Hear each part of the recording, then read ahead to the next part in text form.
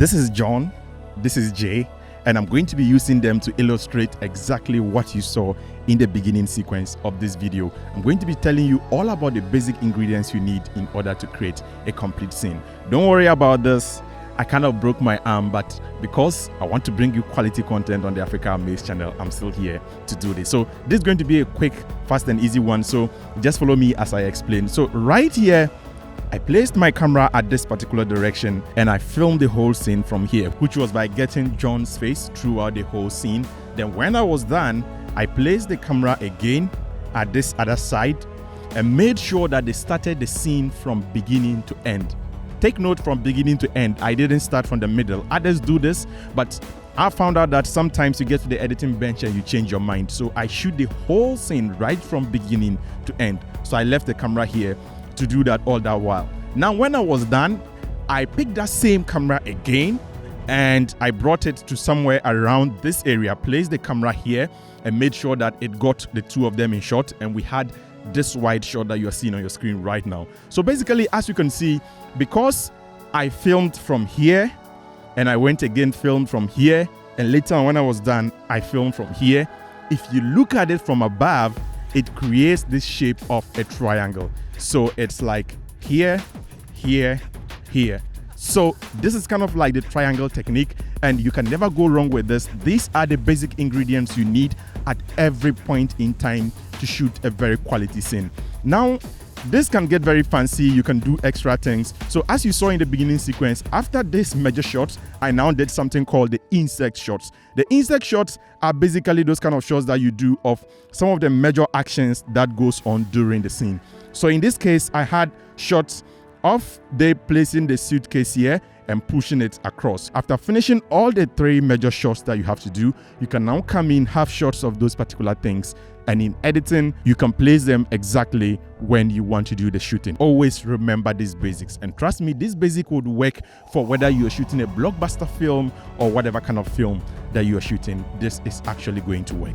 Now, before we end this video, let me talk about the 180-degree rule, which is very, very essential when you're using one camera or even when you're shooting with multiple cameras in this particular scenario. Now, that's a bonus tip. So as the two people are having this conversation, let's draw an imaginary line from point A to point B. Now, this imaginary line you are seeing is kind of like when you choose one side of this line, you can't cross over again to the other side. So this line is called the 180. So because I chose to start all the scenes from here, I'm not able to cross. So that is how come I placed my wide shot over here. If I place my wide shot at the opposite direction, I'm going to disorient my audience. So I have my wide shot from here, and take note, because the line is still here, I had the other shot from here. I didn't have it from here. Here means I've crossed the line. This is a no-no. The line is still here, so I have to stick to all my angles here. So I can shoot here, I can shoot here, I can shoot here, I can shoot here.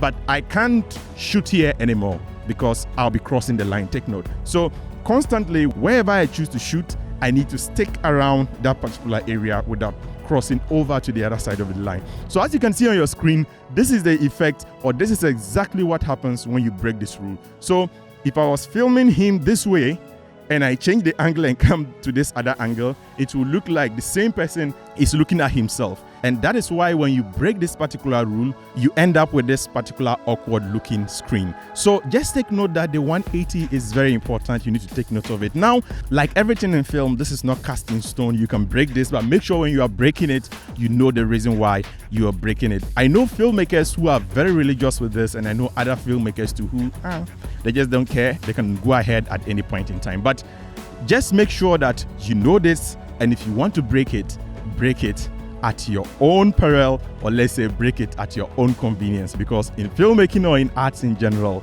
there are no rules. There are only guidelines. Thank you so much for watching this video. I hope you did enjoy all of these things. If you're just discovering this channel right now, this is Africa Amaze channel, and if you did get a ton of information out of this video, then I'll much appreciate it if you do click on the like button, because it goes a long way in helping other people discover this channel on YouTube. And please do me a favor by clicking on the subscribe button. Make sure to click on the notification icon so that you get notified anytime I drop awesome content like this on the Africa Amaze channel. If you do have any further questions, link me up on Instagram at OBL_junior, and I will gladly respond to every single one of your messages. And just before you go, if you want to learn more about shooting videos with one camera, I have a whole plethora of videos here. Click here to watch any of them, and I'll catch you in the next one. Until next time, as always, keep practicing filmmaking.